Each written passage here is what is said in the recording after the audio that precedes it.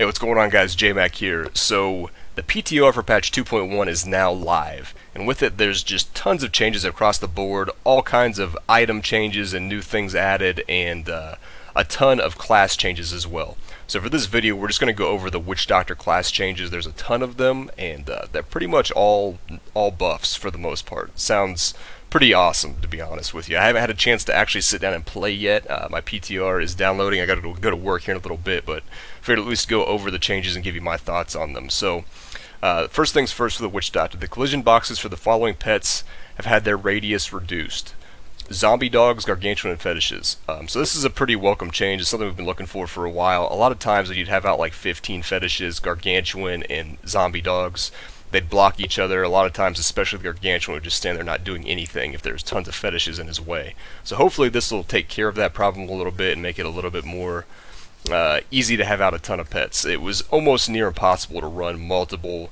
pet witch doctors in the same group because of that issue. So active skills: corpse spiders, damage increased from 324% to 576%.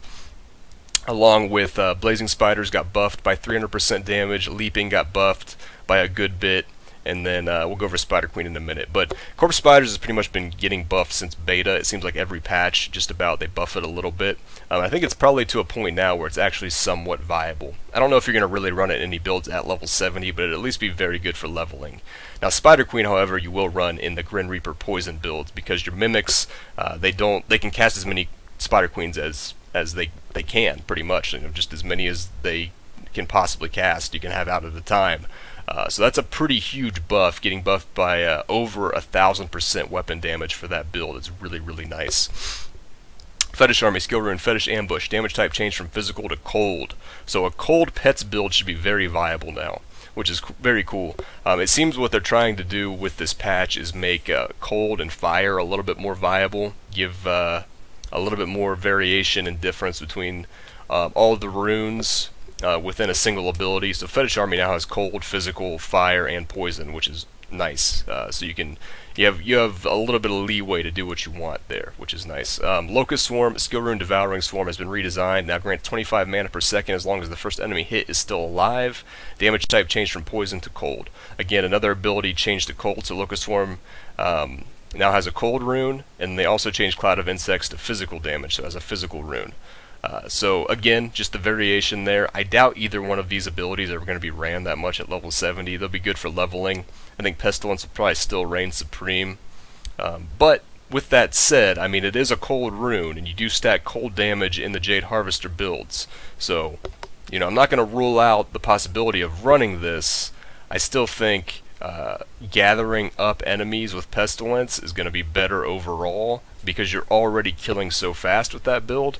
But, well, it remains to be seen. I'm going to have to play around with it and see for sure. But, you know, it's possible that it could be very good in the build. So we'll see how it goes. Mass Confusion, Skill Rune Devolution. A chance to summon a zombie dog reduced from 50% to 30%. I would assume this is changed because of the change to Sacrifice, which we'll go over in just a minute. I don't think this is going to really make much of a difference, though. Poison Dart, Flaming Dart. Damage increased from 425% to 565% over 4 seconds. Again, you may run Flaming Dart while you're leveling up. I doubt you'll run it at level 70, even with that buff. Sacrifice has been redesigned. It now sacrifices a single dog at a time. The dog will now be thrown to your cursor location and detonates on impact. Now, just reading that right off the bat, that sounds like some very cool flavor. I think we'll get a lot of new builds out of this change, which is fantastic. Sacrifice has been pretty bad for a while, so this is definitely cool to see. The weapon damage has been increased from 185% to 1090%. If you're wearing the Tall Man's Finger, the damage is tripled to 3270% weapon damage for sacrificing your dog. You do not gain additional damage if your giant dog represents more than 3 normal dogs. So that second line there makes me think that if you're going to run a Tall Man's Finger, more than likely you're going to just not run Sacrifice and just have it be in a pet build doing damage, and you would do things where you'd have out a ton of single dogs to continuously sacrifice them here. But I don't know for sure. I haven't tested it, myself. 3,000% weapon damage is a ton of damage, so that may be very viable. It remains to be seen until I actually get my hands on the PTR. Skill Rune Black Blood. has been redesigned. Now stuns enemies in the impact area for 3 seconds. Seems very good. There's probably some it's very possible to stun lock with that ability from the looks of it. Skill rune Pride, mana gain increased from 60 to 280 per dog. Black Blood and Provoke the Pack we're going to go over in just a minute. I think is just going to be way too good to ever run that. You're going to be able to get your mana elsewhere. So for the Master has been redesigned. All your dogs will not be sacrificed in a single cast for 1090% weapon damage each. Again, I think this rune and Provoke the Pack are just going to outshine that. But that is a ton of damage all at once, especially if you have out a lot of dogs with the different passives and whatnot. So Provoke the Pack has been redesigned. Now gain 20% increased damage for 5 seconds when you sacrifice a dog.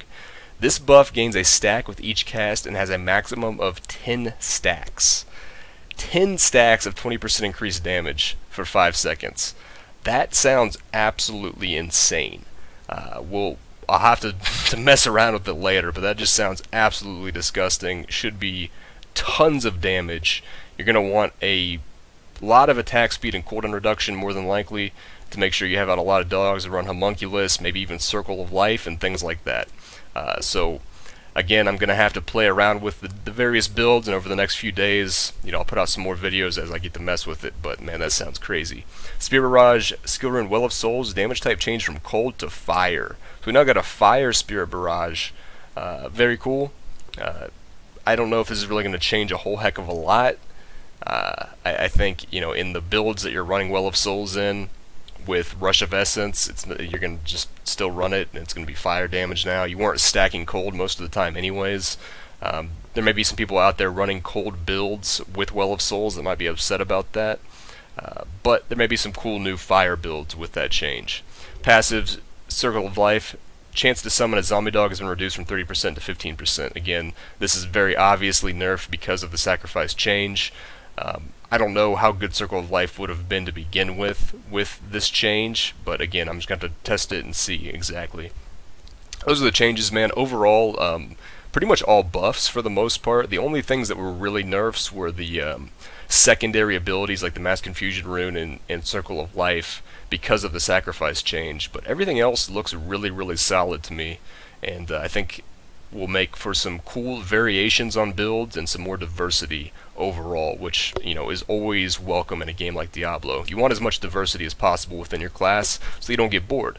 You want as many builds as possible to play, and I think we'll spring out a few, maybe 2 or 3 even new builds out of this change. I know we're going to be able to do a cold build and probably at least a couple different sacrifice builds, so that's very, very cool. So there you go, guys. I hope you enjoyed the video, and I hope you enjoyed the changes. Go ahead and download the PTR for patch 2.1 and get in there yourself and check it out. And I'll have a few more videos out over the next few days. Thanks for watching, and I'll see you next time.